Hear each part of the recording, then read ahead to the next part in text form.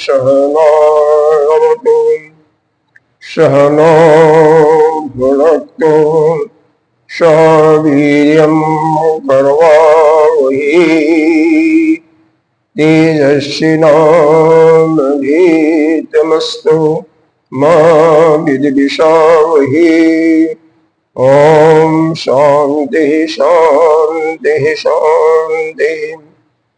सच्चिदानंद रूपाय विश्वभक्तादिहेतवे तापत्रय विनाशाय श्रीकृष्णाय वयं नमः।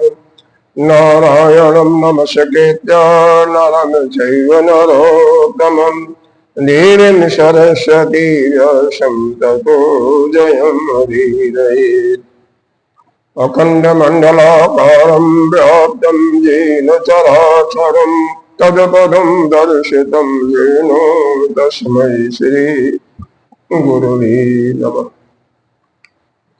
अज्ञानतिमिरान्धस्य ज्ञानाञ्जनशलाकया चक्षुरुन्मीलितं येन तस्मै श्री गुरुवे नमः।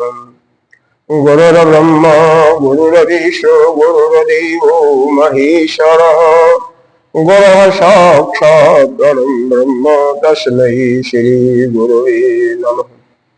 त्वमेव माता च पिता त्वमेव बन्धो च सखा त्वमेव विद्या द्रविणं त्वमेव सर्वं मम देव।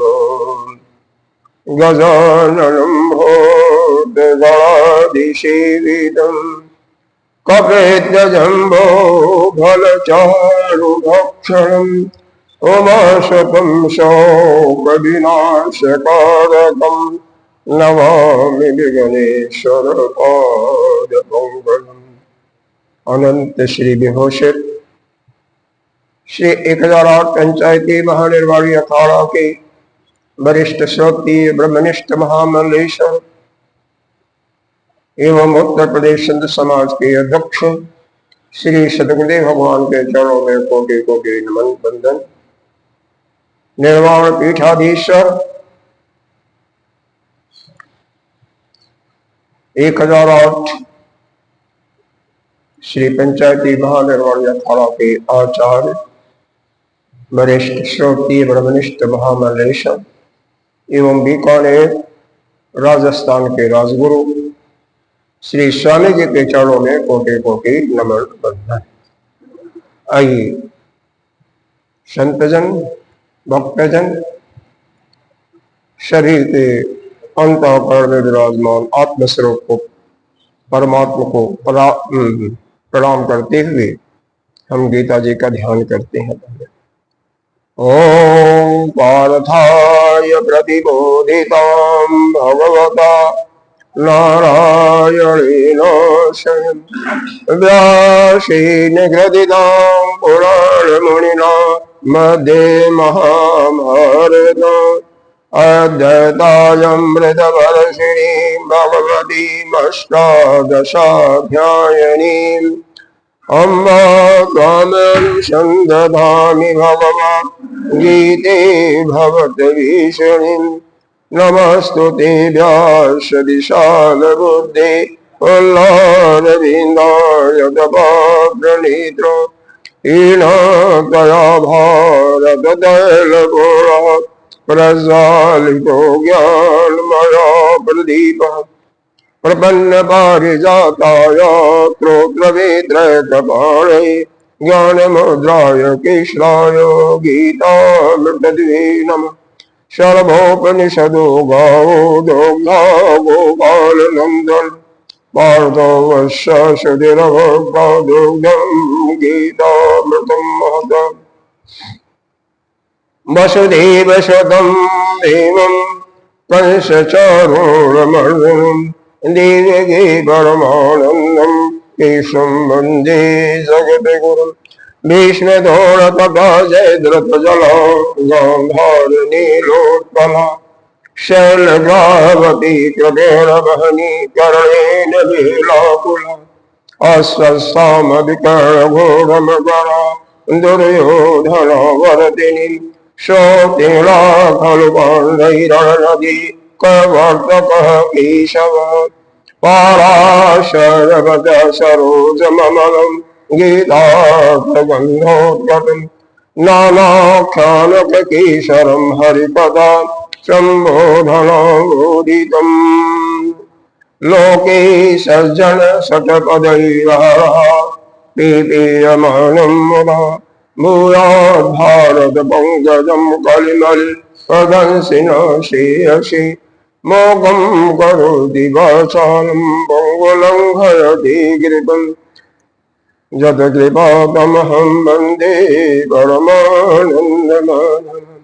यं ब्रह्मा वरुणेन्द्ररुद्रमरुतः स्तुवन्ति दिव्यैः स्तुहि वेदैः साङ्गपदक्रमोपनिषदैः गायन्ति यमसानः। ध्यानावस्थिततद्गतेन मनसा पश्यन्ति यमयोगिनो यशान्तं नदिदोषर असुरगणा देवाय तस्मै नमः देवाय तस्मै नमः।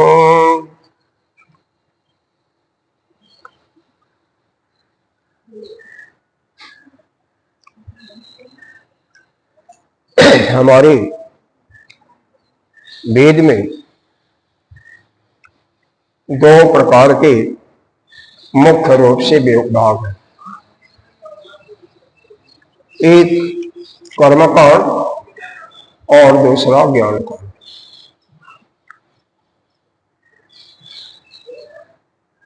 कर्मकांड के ऋषि हैं जैमिनी ऋषि, जैमिनी, जिसका सूत्र ही है तथा तो धर्म जिज्ञासा। यहां से शुरू होता है तथा तो धर्म जिज्ञासा। और ज्ञान कांड शुरू होता है तथा तो ब्रह्म जिज्ञासा। मतलब धर्म जिज्ञासा क्या क्या अभिप्राय है, हमें धर्म यह सिखाता है कि व्यवहार में किस प्रकार से किसके साथ कैसा व्यवहार करना चाहिए। पग पग पर धर्म आपका साथ है, धर्म के अनुसार आप चल रहे हैं तो निश्चित रूप से आपका कल्याण। यह भी सिखाता है कि एक समय ऐसा है कि धर्म के अनुसार यज्ञ दान तप अग्निहोत्र करते हुए और फिर निस्वार्थ भाव से इन्हीं का संपादन करते हुए आपका अंतःकरण शुद्ध हो जाए, तो यही कर्मकांड ही आपको उस ब्रह्म के जिज्ञासा के लिए भेज जाता है, यानी ज्ञान कांड की तरफ भेज जाता। अर्थात हमें जीवन में दोनों भागों का उचित अनुसरण करना चाहिए, बिना एक दूसरे के सामंजस्य कल्याण नहीं है। क्योंकि धर्म यानी कर्म नहीं करेंगे तो हमारा अंतःकरण शुद्ध नहीं होगा, और जब अंतःकरण शुद्ध नहीं होगा तो हमारे अंतःकरण में उस ज्ञान की वृत्ति नहीं खिल पाएगी, वह ज्ञान की दीपा नहीं प्रज्वलित हो पाएगा। दोनों आवश्यक है। यहां तक कि किसी संत ने कहा, हालांकि भक्ति योग, उपासना योग, ज्ञान कर्म कांड के ही अंदर आता है। 16,000 मंत्र वेद में उपासना योग के, भक्ति योग के हैं, लेकिन कर्म के अंदर ही इसको भी बना दिया। जब हम 2 कांड मानते हैं तो कर्म कांड के अंदर ही उपासना योग यानी भक्ति योग भी आ जाता है। केवल 4,000 श्लोक ही ज्ञान कांड के हैं, और उसमें से भी 4,000 जो श्लोक हैं 108 उपनिषदों में विभक्त है। उसमें से 10 उपनिषद मुख्य हैं, जिन पर हमारे आदि गुरु शंकराचार्य जी ने अपना भाष्य लिखा है। अब यहां पर देखो, जितने भी हमारा उपनिषद विभाग है, प्रस्थान त्रयी को पहले समझे, हमें 3 चीजों का ज्ञान प्राप्त करना आवश्यक है। अपने बारे में जीव क्या है, जगत क्या है और ईश्वर क्या है। जीव, जगत और ईश्वर, इनका ज्ञान प्राप्त करने के लिए हमें अपने को स्वयं जानने के लिए हमें क्या करना पड़ेगा? अर्थात तो ब्रह्म जिज्ञासा, अर्थात अपने अंदर ब्रह्म को जानने की उत्कंठा लानी पड़ेगी, और उस ब्रह्म की जिज्ञासा प्राप्त करने के लिए चित्त का परिष्कृत होना भी आवश्यक है। और चित्त के परिष्कृत होने के लिए आपको वेद के कर्म कांड का भी अध्ययन करना जरूरी है। तो यह आप नहीं कर सकते हो कि केवल, यद्यपि यह फैक्ट है, सत्य है कि बिना ज्ञान के मुक्ति नहीं होती, लेकिन साथ में यह भी सत्य है कि बिना कर्म के आपका चित्त यानी अंतःकरण शुद्ध नहीं होता। अंतःकरण में जो जन्म जन्मांतर का मल जमा हुआ है वह नष्ट नहीं होता। जब तक वह नहीं होता तब तक आप के अंदर उस ज्ञान की अभिव्यक्ति नहीं हो सकती। हाँ, यह बात अलग है कि किसी पिछले जन्म में जिसने भगवान की पूजा अर्चना या ध्यान कर लिया है, यज्ञ हवन इत्यादि कर चुका है, उसका अंतःकरण लगभग शुद्ध है, संसार से कोई उसका लेश मात्र भी, किंचित मात्र भी किसी चीज की आशा नहीं रखता, यानी वैराग्य है। तो ऐसा जो मनुष्य है, साधक, केवल ज्ञान प्राप्त कर सकता है, उसके लिए पुनः कर्म करने की आवश्यकता नहीं है। यानी एक बार जो आपने इस मनुष्य योनि में प्राप्त कर लिया, जितना तक ज्ञान प्राप्त किया, चाहे आप योग के माध्यम से, चाहे ज्ञान के माध्यम से, या यज्ञ दान हवन करके, फिर अन्य किसी की इच्छा नहीं है। क्योंकि यज्ञ दान कर्म कांड भी किया जाता है तो 2 प्रकार के हैं, एक सकाम है और एक निष्काम है। जो सकाम रूप में करता है उसका फल तो उसको मिल जाता है ना, तो उसका अंतःकरण वहां पर शुद्ध नहीं होता।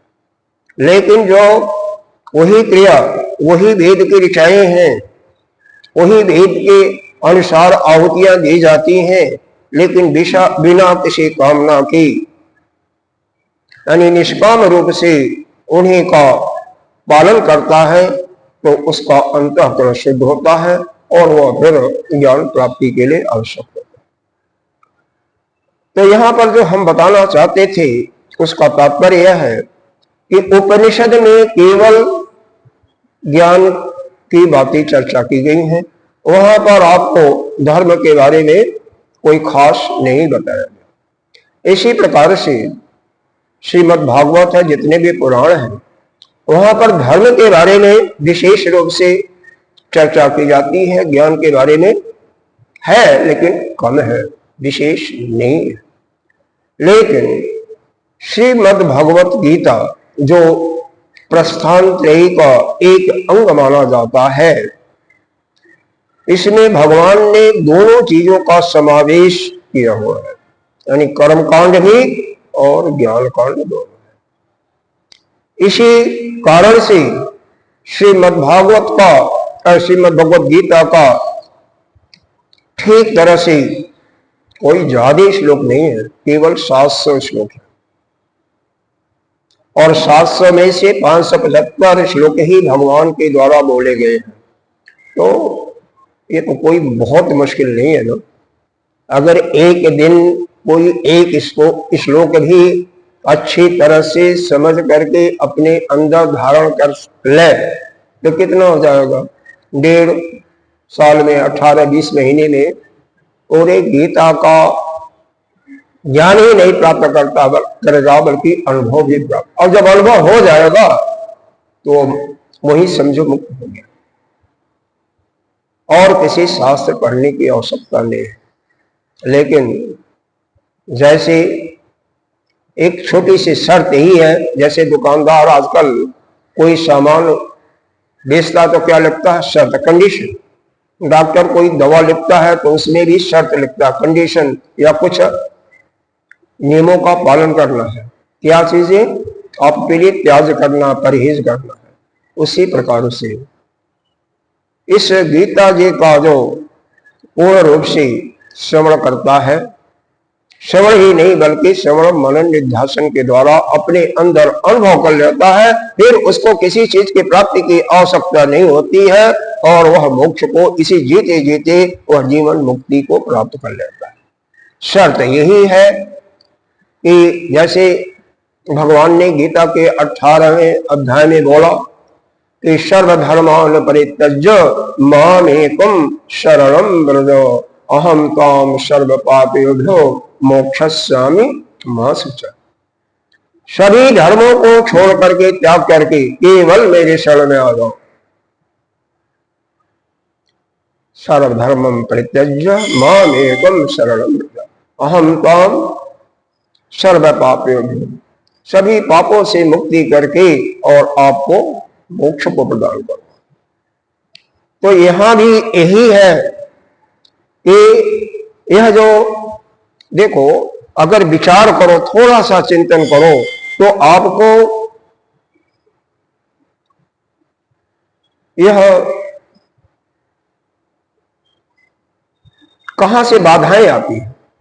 तो जब आपकी दृष्टि संसार की तरफ जाती है, चाहे किसी चीज का आपने अनुभव किया होगा, किसी भी भोग वस्तु का, या किसी के द्वारा सुना या किसी को देखा, यह हमारी 2 इंद्रियां इसमें विशेष रूप से पार्ट प्ले करती हैं, और जिसका आपने भोग किया है उसकी भी याद बार बार आती रहती है, उसको भोग करने की इच्छा होती है। तो उसी से अपने को अलग करना, यानी यह साधना में लग गए तो फिर संसार से जहां भी है, जिस भी अवस्था में है, चाहे वह आप सन्यासी रूप में है चाहे गृहस्थ रूप में, अपने दृष्टि को संसार से अलग करना ही पड़ेगा। अगर ऐसा नहीं कर सकते हैं तो फिर पूरा ज्ञान आपको नहीं हो सकता है। जब अनुभव नहीं होगा, पहले ज्ञान परोक्ष रूप से होता है, फिर अपरोक्ष रूप से होता है। अपरोक्ष रूप का मतलब, परोक्ष रूप का पीछे से ना, आपके अंदर ज्ञान हो गया लेकिन अनुभव अपने अंदर धारण नहीं हुआ, और अपरोक्ष रूप से हो जाएगा तो आपके अंदर वह ज्ञान धारण हो जाएगा। कोई भी एक ही श्लोक ले ले, एक श्लोक का एक ही ले ले। श्रद्धावान लभते ज्ञानम तत्पर संयमे इंद्रिय, चौथे अध्याय में, शायद चौथे अध्याय में। तो श्रद्धावान लभते, ज्ञान किसको प्राप्त होता है? श्रद्धावान को ही प्राप्त होता है। पहले तो आपका शास्त्र के प्रति और जो गुरु है या संत है जो उसके बारे में आपको बता रहा है, उसके प्रति श्रद्धा हो। इसीलिए भगवान ने कहा कि श्रद्धावान लभते ज्ञानम, श्रद्धावान लभते ज्ञानम तत्पर। एक तो श्रद्धा उसके अंदर होना चाहिए, तत्परता होना चाहिए, यानी पूर्ण रूप से उत्सुक हो उसको प्राप्त करने के लिए। और संयमित इंद्रिय, और अपने सारे इंद्रियों पर संयम हो। सारे इंद्रिय में आपका मन भी ले लीजिए, 10 इंद्रिय और मन। बिना इन इंद्रियों पर संयम रखे हुए कोई ज्ञान को नहीं प्राप्त कर सकता। संयमते इंद्रिय, पूर्ण रूप से इन इंद्रियों पर आपको संयम ही करना है। क्यों? इसलिए कि अगर आपका श्रोत इंद्रिय पर संयम नहीं रखा तो कोई दो आदमी किसी की निंदा कर रहे हैं तो उसमें आप छुप करके भी सुनते हो, तो आपको ज्ञान कहां से प्राप्त होगा? आपका तो मन उधर चला गया, संसार के तरफ चला गया। जहां इसीलिए कहते हैं हमारे गुरुदेव कि 4 आदमी जहां पर हो वहां पर प्रपंच के अलावा और कुछ नहीं होता। शायद अपवाद के रूप में कोई ब्रह्म जिज्ञासा की बात कर रहा हो, भगवान की चर्चा कर रहा हो, लेकिन ज्यादातर अपना समय लोग इसी प्रकार से गंवा देते हैं एक दूसरे के बारे में कि वह ऐसा है, ऐसा है, यह देश ऐसा। अरे भाई, यह तुम्हारा काम थोड़ी है, यह तो जिसकी सृष्टि है ना उसका काम है। उसका ड्यूटी बनता है, उसका कर्तव्य है कि इसको कैसे रखना है, इस सृष्टि को वह जाने। आप क्या कर सकते हो? यहां तक कि आप किसी कर्म को करने वाले भी नहीं हो। क्यों नहीं हो? कौन करता है? तो भगवान ने गीता जी में ही बताया है, कर्म करने वाले तो प्रकृति के ही गुण है। प्रकृति के 24 गुण आपस में वर्त करके सारे कर्म करते हैं। मुख्य रूप से 3 ही गुण है, सत्व रज तम। लेकिन गीता जी में ही 3रे अध्याय में ही भगवान ने बताया कि 24 गुणों की चर्चा किया। कहां किया? कैसे बताया कि कर्म प्रकृति ही करती है? तो वहां बताया 3रे अध्याय में, प्रकृति क्रियमाणानि गुणानि कर्माणि सर्वशः अहंकार विमूढात्मा कर्ताहम् इव मन्यते। कि जो अहंकार किसको कहते हैं? कि भाई मेरा है, जिसको इसका एक प्रकार से गर्व होता है, यह मैं हूं, यह मेरा धन है, यह मेरा परिवार है और यह तुम्हारा है, तेरा है। जिसको मैं पढ़ा, और वास्तव में पूरी सृष्टि में आप विचार करके देखें तो लगभग 99.9% तक, और भी ज्यादा होगा, 99 भी हो सकता है इसी में। और इसी से लोग पतन में ही उनका पतन भी होगा। अहंकार, विमूढ़ आत्मा, मूढ़ कहते हैं जो उसके पास अपना ज्ञान नहीं है, किस कार्य को कैसे करना चाहिए उसकी अपनी बुद्धि नहीं है, और दूसरा कोई बताता है उसको भी नहीं सुनता, उसको नहीं मानता, उसको मूढ़ कहते। मूढ़, जिसके अंदर किसी कार्य करने को अपनी सामर्थ्य नहीं है, अपनी उसके ज्ञान नहीं है अपने अंदर, और दूसरे के बताए हुए अनुसार भी उसको भी न माने, उसी को माने। अब बी मूढ़ है, विशेष प्रकार से। मतलब जैसे कहते हैं ना, किसी अमुक व्यक्ति किसी में पीएचडी कर लिया, वैसे ही वह मूर्ता में पीएचडी कर लिया। तो जो अहंकारी होते हैं और विशेष प्रकार से मूढ़ होते हैं, वही अपने को कर्ता मानते हैं, क्योंकि प्रकृति अपने सभी कर्मों को अपने अनुसार ही करती रहती है, अपने गुणों के द्वारा ही बरतती रहती है। बाद में और भी भगवान ने इसको पुष्टि करने के लिए कहा, तत्वित्र महाबाहु गुण कर्म विभागयो, तत्वित महाबाहु गुण कर्म विभागयो, गुणा गुणेषु भरतन्ते इति मत्वा न सज्जते। गुण आपस में मिलकर के सर्व काम करते हैं, लेकिन आप कौन गुण है? ये पांचों महाभूत हैं, पांचों इनके सूक्ष्म जो इंद्रियों के पांचों विषय हैं, 10 आपके इंद्रियां, 5 ज्ञानेंद्रिय, 5 कर्मेंद्रिय और 4 अंतःकरण। वास्तव में जितने कार्यों का संपादन होता है यही गुण ही करते रहते हैं। गुणा गुणेषु भरतन्ते इति मत्वा न संजत। ऐसा जो मानता है, जिसके अंदर दृढ़ विश्वास हो जाता है, वो कभी भी किसी भी समय किसी में आसक्ति नहीं करता है। संजप्ति का मतलब आसक्ति नहीं करता।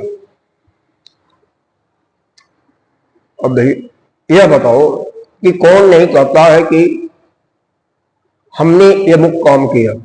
इस सिद्धांत पर सोचो तो लगभग ऑलमोस्ट 100% लोग कहते हैं, चाहे मैंने घर बनाया, मैंने बेटे को बड़ा किया, बेटे को मैंने डॉक्टरी पढ़ाया, इसको इंजीनियर बनाया, कहते ही नहीं कहते।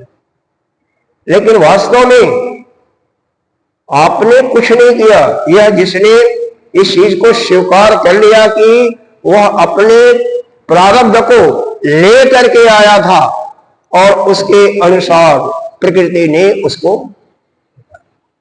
आपने देखा होगा, चाहे समाज के डर से या अन्य किसी कारण से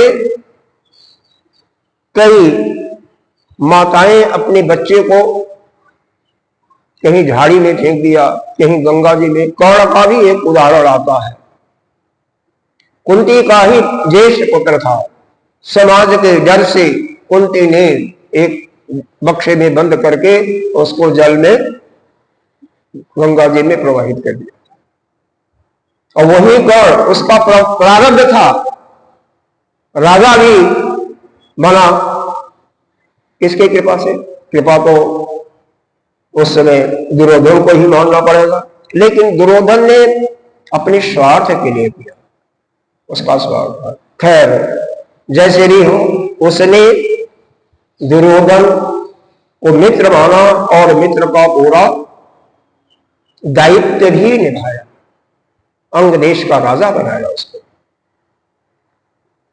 यहां तक कि धनुर्विद्या में सर्वश्रेष्ठ था।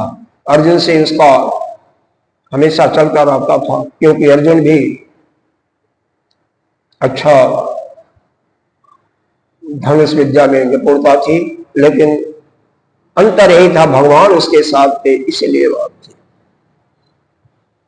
भगवान का जहां पर सहायता है, जो भगवान के आश्रय में है, तो भगवान को पता नहीं क्या कर सकती है। भगवान ने मरते समय भी कर्ण के मरने पर खुद उनके नेत्रों से आंसू गिरे थे, और उसी कर्ण का भगवान ने जब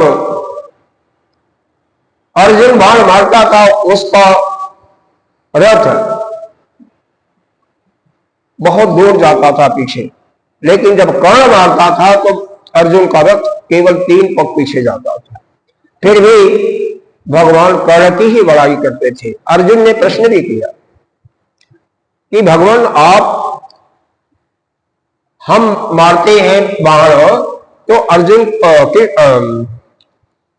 कर्ण का रथ तो बहुत दूर जाता है, पीछे चला जाता है, वो मारता तो केवल 3 पग में। अरे भगवान कहते हैं, अरे इस पर तो सोच, तेरे रथ पर समस्त सृष्टि का भार लेकर के तो मैं ही पड़ा हूं, और ऊपर महावीर जी भी तो थे, हनुमान जी भी तो थे, और उसके बाद तेरा 3 पग पीछे जाता है तो बहुत है, और तुम तो केवल कर्ण को ही पछाड़ते हो ना। इस पूरे महाभारत में बहुत प्रयास किया गया कि महाभारत का युद्ध न हो। थोड़ा सा गीता जी के बारे में भूमिका बता दें, ऐसा मन हो, क्योंकि गीता जी में 2 को दिव्य दृष्टि दी गई है। कौन कौन? एक दिव्य दृष्टि तो भगवान ने अर्जुन को दिया था, जब अर्जुन ने कहा 11वें अध्याय में कि हमें एक ही जगह पूरे सृष्टि को मैं देखना चाहता हूं, एक ही स्थान पर, तो भगवान ने अपना विराट रूप धारण किया और उसमें दिखाया। लेकिन उसको देखने के लिए भगवान ने बताया कि भाई इन चक्षुओं से तू नहीं देख सकता है, वह विवेक चक्षु, चलो विवेक चक्षु में तेरे को देखा। यह विवेक चक्षु किसी को कोई संत ही दे सकता है, और किसी के पास कोई सामर्थ्य नहीं, या परमात्मा तो सब कुछ है। फिर एक संत थे, वो भी भगवान के 24 अवतारों में से थे, एक साथ अब 2-2 भगवान के अवतार हुए। देखो यहां पर व्यास जी उसी समय हुए थे, जिसको द्वैपायन भी कहते हैं, उन्हीं के पुत्र शुक्राचार्य थे, और भगवान कृष्ण भी थे। उनके मन में आया कि अगर धृतराष्ट्र को हम विवेक चक्षु दे दें तो शायद यह नरसंहार जो है रुक जाए।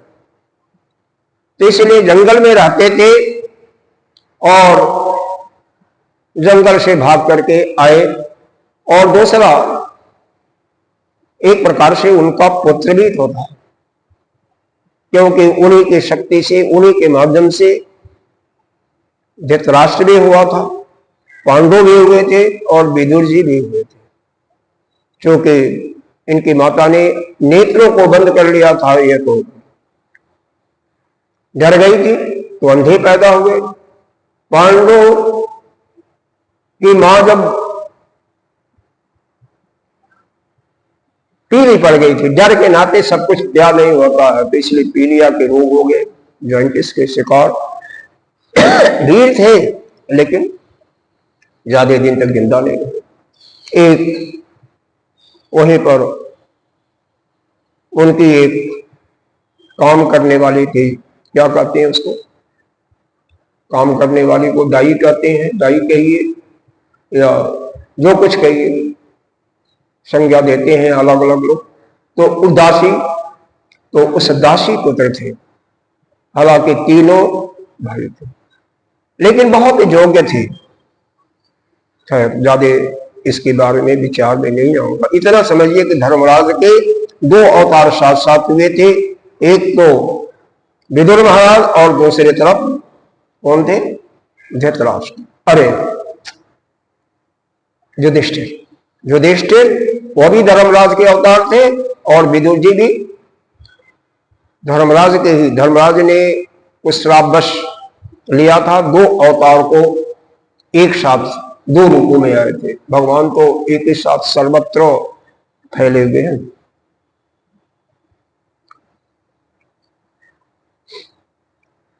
अब जब आते हैं भगवान, इसे कहते हैं कि मैं चाहता हूं तुम्हें विवेक चक्षु देना, और तुम यहां पर बैठे बैठे युद्ध में क्या हो रहा है सब कुछ जान सकोगे। हालांकि उनका प्रयोजन उद्देश्य यह नहीं था, उद्देश्य यह था इसकी दृष्टि जब खुल जाएगी, विवेक चक्षु, तो इसको सब कुछ ज्ञान हो जाएगा। तो इसके ज्ञान होते ही, यह ज्ञान का जो पर्दाफाश होते ही यह युद्ध बंद करा देगा, युद्ध बंद हो जाएगा। और वास्तव में जब तक हमें अज्ञान है तभी तक क्या करते रहते हैं, एक दूसरे से प्रेम भी करते हैं, एक दूसरे से लड़ते भी हैं, झगड़ते हैं, यहाँ तक कि भाई भाई, यह भी तो भाइयों का ही झगड़ा था और यह भी यहाँ भी देखेंगे आजकल भी, मतलब बहुत छोटी सी जगह, तिल भर जगह समझिए, उसके पीछे एक दूसरे को मार भी देते हैं। कुछ थोड़े से पैसे का लेन देना, उस पर भी लोग किसी की हत्या कर देते हैं। कितनी विचित्र बात है, जबकि वास्तव में यह सब मिथ्या है। यह जगत भी मिथ्या है, जीव हमें दिखाई दे रहा यह भी मिथ्या है। यह सब जीव जगत और ईश्वर ऐसा ही आपके उपनिषद में वर्णन किया गया। यह उस परमात्मा पर, ब्रह्म पर ही अध्यस्त है। अधिष्ठान हमारा वही ब्रह्म है और यह सब जो है अध्यस्त है। लेकिन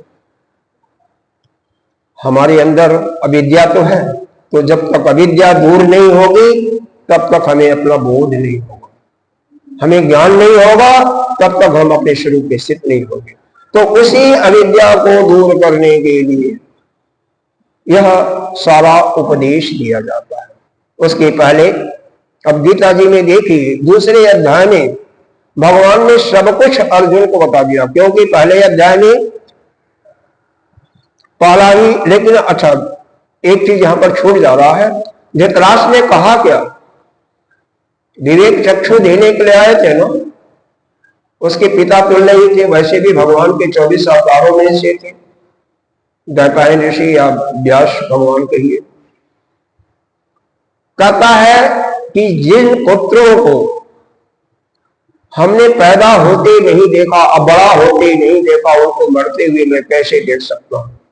उसको यह समझ में नहीं आया कि विवेक चक्षु होता क्या है। हाँ, अगर आप देना चाहते हो तो हमारा यह सारथी है जो हमारे पास 24 घंटे ही रहता है, सोता अलग है लेकिन हमारे पास ही रहता है, इसको दे दीजिए, इससे मैं सुन लूंगा। तो उनको विवश होकर के संजय जो उनका साथी था उसको देना पड़ा।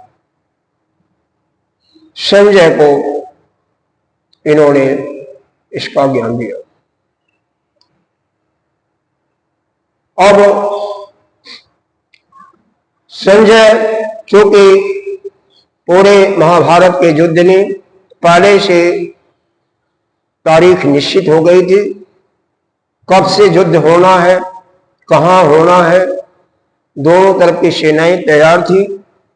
यह निश्चित हुआ था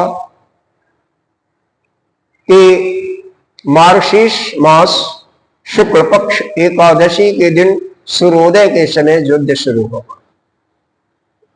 मार्गशीर्ष का मतलब यह देहाती भाषा में लोग, कुछ लोग अगहन कहते हैं। कार्तिक मास सभी को पता होगा कि माताएं तो व्रत रहती हैं कार्तिक में, उसके बाद ही शुरू हो जाता है मार्गशीर्ष मास। यह शास्त्रीय मास है, शास्त्रीय नाम है, वैसे लोग शायद अगहन कहते हैं।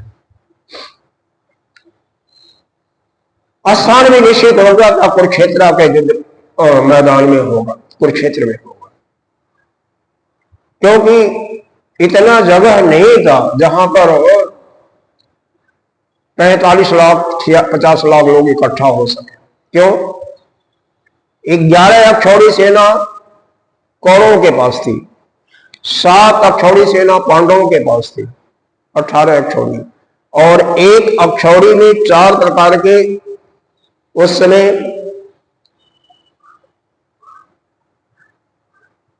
सिपाही कहिए या पुलिस जो युद्ध में भाग लेते हैं, मिलिट्री मैन कहिए या राजा कहिए या उनके वो कहिए, तो 4 प्रकार के होते थे। एक होता था रथ पर चलने वाले, जिनको महारथी भी कहते थे, रथी भी कहते थे, अर्धरथी भी कहते थे, उनके योग्यता के आधार पर। तो यह रथ वाले 31,600, कहीं 31,800 कुछ का वर्णन हुआ है, लेकिन संतों ने इसको सहज रूप में देने के लिए 21,600 कम से कम ही आकलन किया। इसके दूना हाथी पर चलने वाले होते थे, तिगुना घोड़े पर और चौगुना पैदल चलने वाले, 4 प्रकार की सेना होती थी। आजकल भी 3 प्रकार की सेना है, एक थल सेना और पानी में समुद्र में चलने वाले तो क्या कहते हैं, जल सेना कह सकते हैं, और एक आकाश में, जैसे अभी आपने देख ही रहे हैं समाचार, रोज कुछ न कुछ कांड हो ही जा रहा है, नव सेना, वायु सेना में।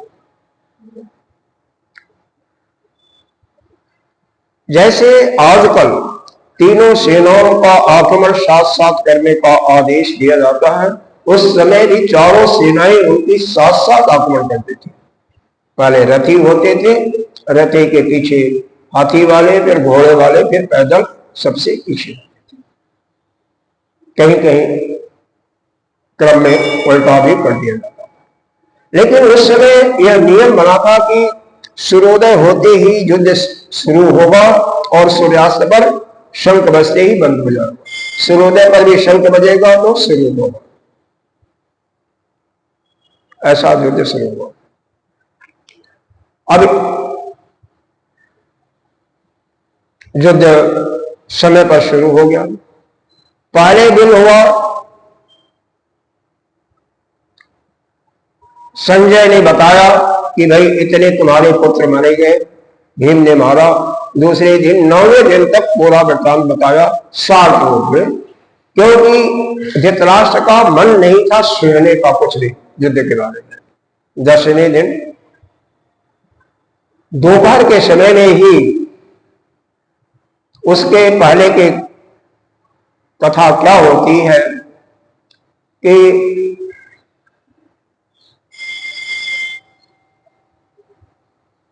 पांडवों ने भगवान से कहते हैं, कृष्ण से, तो कृष्ण के मुख्य आश्रयदाता थे। भगवान सबका आश्रय है, हमारे भी आश्रय भगवान ही है ना। और जो भगवान का शरण ले लेता है वह कभी पीछे नहीं होता, उसका कल्याण होता है किसी रूप में, चाहे आप गणेश के रूप में मानो, मां जगदम्बा के रूप में मानो, परमात्मा तो एक ही है, नाम अलग अलग है, रूप अलग अलग। अरे आप भी तो ही हो, लेकिन अपने को नहीं मान सकते, कोई बात नहीं, जिसको भी मानते हो मानो, इसमें कोई और नहीं। लेकिन इतना जरूर मानो, दूसरे जो शिव के भक्त है ना, उनसे द्वेष मत करो। जो विष्णु के भक्त है उससे द्वेष मत करो। एक आपस में द्वेष नहीं करना चाहिए, इससे निकृष्टता आ जाती है, वो भक्ति नहीं है। क्योंकि वास्तव में तो सभी एक ही अन्य अन्य रूपों में खेल रहे हैं, कोई अलग नहीं है। वही ब्रह्म जब माया का सहारा लेता है तो स्वाभाविक ब्रह्म या सगुण निराकार के रूप में आ जाता है। जिसी को भगवान कहते हो, ईश्वर कहते वही है। उसको 3 रूप में, ब्रह्मा विष्णु महेश, हम पुराणों के अनुसार मानते हैं, लेकिन उपनिषद में वेदों के अनुसार तो बस एक ही है, वह ईश्वर या भगवान, माया को अपने वश में कर। निर्गुण निराकार है, उसको आप नहीं जान सकते, वो तो कण में विद्यमान है, आपके अंदर भी है। प्रत्येक छोटे से छोटे प्राणी और बड़े से बड़े प्राणी में, सब में। उसी के शक्ति से आप चलते हो, उसी के शक्ति से खाते हो, पचता है। अरे शाम को खाया, कितना भी खा जाओ, खाते हो, सो जाते हो तो भोजन कैसे पच जाता है? बिना कुछ किए हुए भोजन पच जाता है। कभी विचार नहीं किया होगा, विचार करना चाहिए कि भोजन हमारा कैसे पचता है, कैसे हमारे कहीं जाने की इच्छा होती है। वह प्रेरणा देने वाला भी वही है शक्ति, उसी के शक्ति से होता है, और उसी के शक्ति से हम नाना प्रकार के छोटे से बड़े तक कार्य करते हैं। अंतर यही है कि हम उसका कर्ता स्वयं बढ़ जाते हैं, और स्वयं कर्ता मान करके हम क्या हो जाते हैं? अहंकारी या विमूढ़ आत्मा। कर्ता तो वास्तव में प्रकृति कर रही है, किसी को हमें जानना चाहिए। तो खैर, हमें यह चल रहा था कि दोनों में युद्ध हो रहा था। 4 प्रकार की सेना थी और 21,600 रथी, उसके दूना हाथी, तीगुना घोड़े और चौगुना पैदल। कितने हो गए? कम से कम 2,16,000 तो एक अक्षौरी सेना में हो गया। इसके बाद उनको भोजन बनाने वाले, उनके दवाई देने वाले डॉक्टर लोग, उनको भी तो रखिए ना साथ में। घोड़ा चलाने वाले, भाई घोड़ा को, हाथी को चलाएगा कोई दूसरा ही होगा ना, तो उनको भी दीजिए।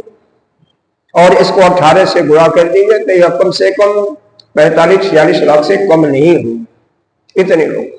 अब गीता जी का 10वें दिन होता क्या है? 9वें दिन जब युद्ध में यह हो गया कि जब तक भीष्म पितामह रहेंगे जिंदा, तब तक हम उन पर विजय प्राप्त नहीं कर सकती, ऐसा युधिष्ठिर के मन में भाव आता है। भगवान से कहते हैं, प्रभु हम चलना चाहते हैं भीष्म पितामह के पास, अपने दादाजी के पास। क्यों भाई, क्यों जाना चाहते हो? हम यह चाहते हैं कि उनकी मृत्यु कैसे होगी। अब देखो, दुश्मन का जो सेनापति है, अब उससे उसके मरने के लिए उसके पास, लेकिन इनके भी दादा थे और वास्तव में उनका प्रेम इधर ही था, उनका आशीर्वाद पांडवों की तरफ था। लड़ रहे थे उधर से गए। इनके सेनापति धृष्टद्युम्न थे। धृष्टद्युम्न द्रौपदी के बड़े भाई थे। कहते हैं, दादाजी हम यह जानने के लिए आए हैं कि आपकी मृत्यु कैसे होगी। साफ साफ शब्दों में उन्होंने कहा, जब तक मेरे पास धनुष है, धनुष और तीर है, तब तक कोई मेरे को मार नहीं सकता, कोई पछाड़ नहीं सकता। फिर कैसे होगा? उन्होंने कहा कि देखो, कुछ ऐसे है, मैं क्षत्रिय हूं, आप भी क्षत्रिय हूं। क्षत्रिय जो है, युद्ध में जो पीछे भागने लगता है उस पर हम शस्त्र नहीं चलाते। जिसका कवच टूट गया है, कुंडल टूट गया है, उस पर भी हम अस्त्र नहीं उठाते। कोई महिला के ऊपर गाय आ गई, महिला आ गई, उसके ऊपर शस्त्र नहीं उठाते। युधिष्ठिर ने कहा, हमें समझ में नहीं आया।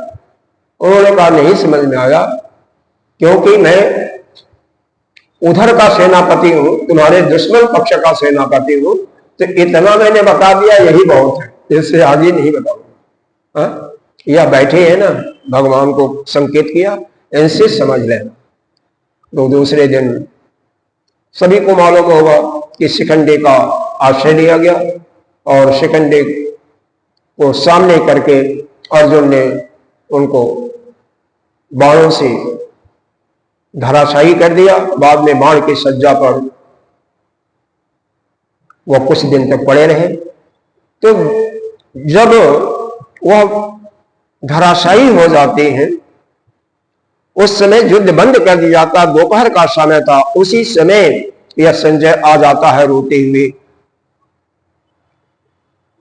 धृतराष्ट्र पूछता, क्या हो गया? बताता है कि जिस वृक्ष के छाये में हम लोग पढ़ रहे थे, वह वृक्ष धराशायी हो गया। धृतराष्ट्र को समझ में नहीं आया। ठीक ठीक बताओ। उन्होंने कहा कि देखो, भीष्म पितामह हमारे सेनापति नहीं थे, हम लोगों को बच्चों जैसे हम लोगों का पालन भी करते थे, और वह युद्ध के मैदान में धराशायी हो गए। इस समय बाणों की सज्जा पर है, इसलिए युद्ध बंद कर दिया। अब वहां पर धृतराष्ट्र कहता है, तुम पहले दिन से सारी गीता को सुनो, फिर यह गीता जो है हम लोगों को मिली सुनने के लिए। वैसे एक इस महाभारत के अंदर 18 पर्व है। पता नहीं हमारे व्यास जी को 18 से कितना लगाव था। 18 अक्षौरी सेना, 18 दिन तक ही युद्ध चला, और 18 ही इन्होंने पुराण भी लिखा। 18 से कितना इनको प्रेम था, यह समझ में नहीं आता। 18 हर जगह 18 की। तो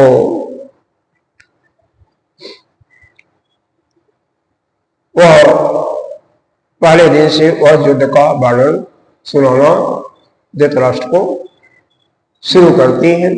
पहला ही धृतराष्ट्र ही का वाक्य होता है, धर्म क्षेत्रे गुरु क्षेत्रे समवेता विजिस्सवः मामका पांडवा चैव किम अकुर्यत संजय। पास्ट से भूतकाल में है कि मेरे, यहीं पर देखो यह दृष्टि आ जाती है मेरे और पांडवों के पुत्र, तो मैं और दूसरा आ गया ना, यहीं पर अहंकार की वृत्ति आ जाती, अहंकार की वृत्ति, इसी को कहते हैं आसुरी वृत्ति, जिसके अंदर भी ऐसी वृत्ति होती है। अभी आपने दैवी संपदा में सुना है, याद होगा क्यों महात्मा जी, दैवी संपदा में भी सुना है, याद होगा, मैं और मेरी वृत्ति, मैं और तेरा, यह किसका है, किसका गुण है, आसुरी संपत्ति वालों,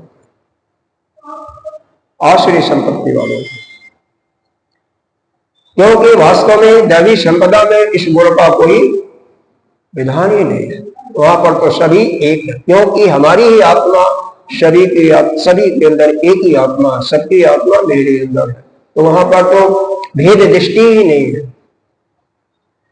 अभेद दृष्टि से ही हमारा, अज्ञान के कारण ही भेद दृष्टि होती है और अज्ञान के कारण ही तो धृतराष्ट्र के अंदर ममत्व था, ममत्व सबके अंदर, हम लोगों के अंदर भी है, इसीलिए हम लोग भी 84 लाख योनियों में जब तक ममत्व छोड़ता नहीं तब तक भ्रमण करते रहते हैं, अब करते रहेंगे। संसार से तो पूर्ण वैराग्य लेना ही पड़ेगा यदि ज्ञान को प्राप्त करें। अब अर्जुन की एकाग्रता देखिए, जब संजय वर्णन करते हैं, संजय को सब कुछ याद है 10 दिन के अंदर क्या हुआ, एक एक भगवान के कहे हुए वाक्य अर्जुन ने कहता है, एक एक श्लोक सब भी याद है, पूरा वर्णन करते हैं। यहां पर अर्जुन की एकाग्रता को लक्षित करने के लिए आपके सामने मैंने रखा, क्यों रखा कि यह श्रीमद् भगवद गीता का ज्ञान उसी को प्राप्त हो सकता है जिसकी अर्जुन के जैसे एकाग्रता होगी। वहां पर 44-45 लोग हैं, हाथियां हैं, घोड़े हैं, हिना रहे हैं, चिघा रहे, हाथियां चिघा रही हैं, दोनों तरफ से शंख बज चुके हैं युद्ध शुरू होने के लिए। लेकिन उस समय का भी नियम देखिए, हालांकि कलयुग के थोड़ा सा पहले का ही है, जब दो आदमी बात कर रहे हैं ना युद्ध, कोई न तो कोई तीर चलाता है और न कोई हथियार कोई चलाता है, कुछ नहीं, सब शांत देख रहे क्या हो रहा है। करीब 2.5-3 घंटा लगा होगा भगवान को अर्जुन को उपदेश देने में। क्यों उपदेश क्यों दिया कि अर्जुन कहता है कि मैं भीख मांग लेना भी उचित समझता हूं, अपना जीवन व्यतीत कर लूंगा, लेकिन अपनों से, ये हमारे ही भाई है, हमारे गुरु है, हमारे दादा है जिन्होंने हमें गोदी में खिलाया था, उन पर हम बाण कैसे चलाएंगे। इसलिए इससे अच्छा है, हे प्रभु मैं युद्ध नहीं करूंगा, अपनी गांडी को एक तरफ रख करके बैठ जाता। अब चूंकि भगवान का तो अवतार ही हुआ था, किस लिए, यह जो आसुरी शक्ति बढ़ गई थी उसका विनाश करने के लिए, धर्म की स्थापना करने के लिए। अब वहां पर दुर्योधन क्या कर रहा था, धर्म को समाप्त कर रहा था ना, कोई काम धर्म के अनुकूल नहीं कर रहा था, तो इसलिए सबके विनाश के लिए होता। पृथ्वी का भार भी बढ़ जाता है जब इसमें आसुरी शक्ति बढ़ जाती है, और आज से नहीं सतयुग से यही होता है, हर समय दोनों शक्तियां विद्यमान हैं, आसुरी लोग भी हैं और दैवी लोग भी हैं। एक ही पिता के दोनों पुत्र हैं, कौन है, कश्यप ऋषि हैं, उनकी पत्नियां अलग अलग हैं, लेकिन अदिति से जितने भी हुए सब देवता हुए, और दिति से दानव हुए, खस से राक्षस हुए, विनेता से गरुड़ और यह कौन थे, अरुण जो सूर्य के रथ के चालक हैं। गरुड़ भगवान विष्णु के रथ को ले जाते हैं, चलते हैं। कर्द्रो से सारे सांप इत्यादि। इस प्रकार से उनकी 13 पत्नियां थी, अलग अलग सभी मनुष्य और जानवर इत्यादि सब पैदा होते हैं। अब प्रश्न यह होता है कि अर्जुन की एकाग्रता की बात कर रहे हैं। यह शक्तियां हर समय नहीं रहेंगी, अभी भी रहेंगी और बाद में भी रहेंगी, क्योंकि सतयुग से ये चली आ रही, अनादि काल से चली आ रही। लेकिन उसी ने दैवी संपदा को ग्रहण करके कोई अपना कल्याण कर लेता है, और कोई नहीं कल्याण कर पाता, तो आता जाता रहता है, कोई नहीं। वो भी ब्रह्मा की सृष्टि चलनी चाहिए ना, तो आना जाना चाहिए। एक समय में ऐसा नहीं हो सकता है सभी लोग परमात्मा हो जाए या सभी लोग असुर हो जाए, ऐसा नहीं हो पाता। यह कार्य किसका देखना है? उसका काम है, आपका नहीं, हमारा नहीं है। हम किसी को सुधार भी नहीं सकते।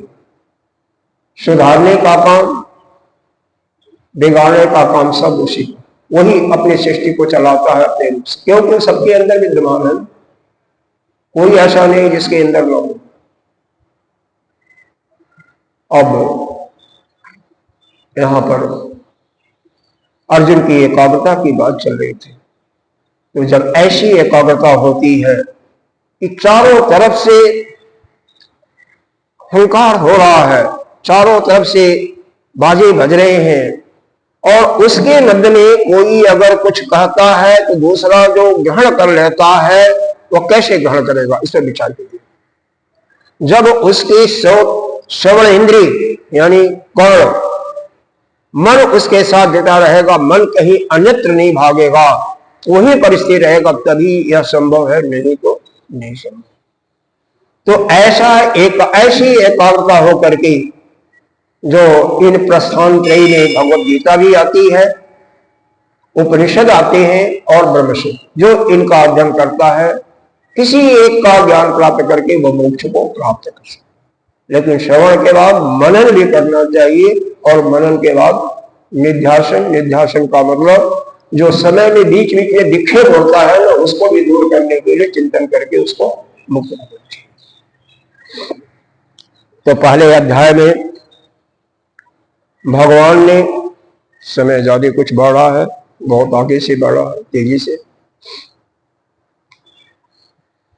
प्रारंभ कहां से होता है? अर्जुन मोह से युक्त है, शोक के कारण से मोह आया। शोक कहां से आया? अज्ञान से। और अंत में 18वें अध्याय में भगवान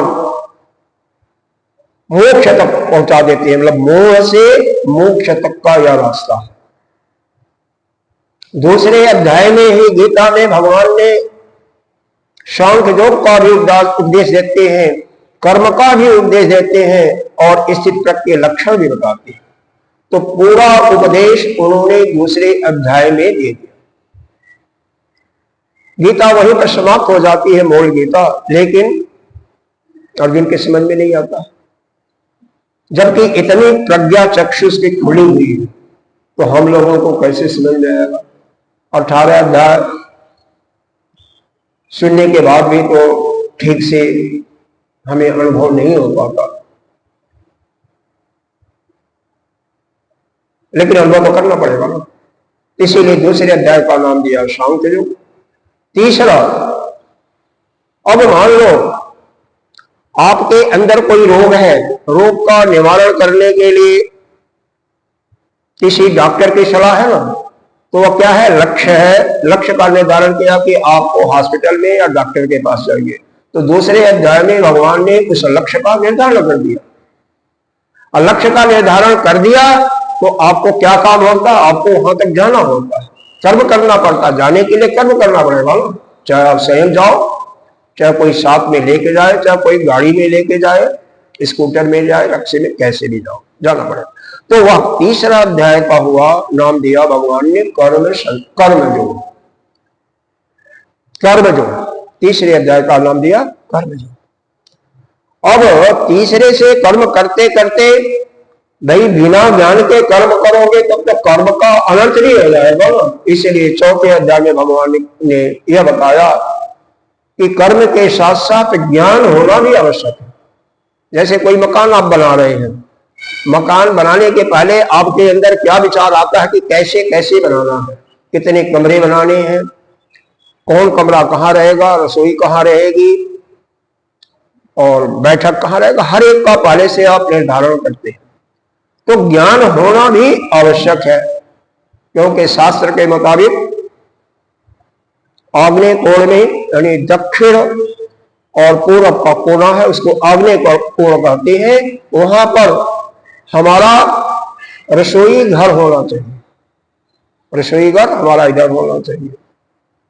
तो यह सब ज्ञान होगा तभी तो कर सकते हैं। तो ज्ञान जरूरी है, कर्म के लिए ज्ञान जरूरी है। इसीलिए तीसरे अध्याय चौथे अध्याय का नाम लिया ज्ञान कर्म संन्यास। ज्ञान के साथ कर्म करो। और पांचवा, ज्ञान के साथ कर्म कर रहे हो तो कर्म करते करते एक समय कर्म को छोड़ना भी पड़ेगा ना। जब छोड़ना पड़ेगा तो उसका नाम दे दिया ज्ञान कर्म संन्यास योग। और जब काम भी छोड़ दिया तो आपको क्या करना, ध्यान योग यानी आत्म संयम योग, उसका नाम दिया छठे अध्याय का या ध्यान योग। समय समाप्त हो गया, आगे की चर्चा हम कल करेंगे। ओम पूर्णमिदः पूर्णमिदं पूर्णस्य मुच्यते पूर्णस्य पूर्णमादाय पूर्णमेवावशिष्यते। ओम शांति शांति शांति। शंकरं शंकराचार्यं केशवं बादरायणं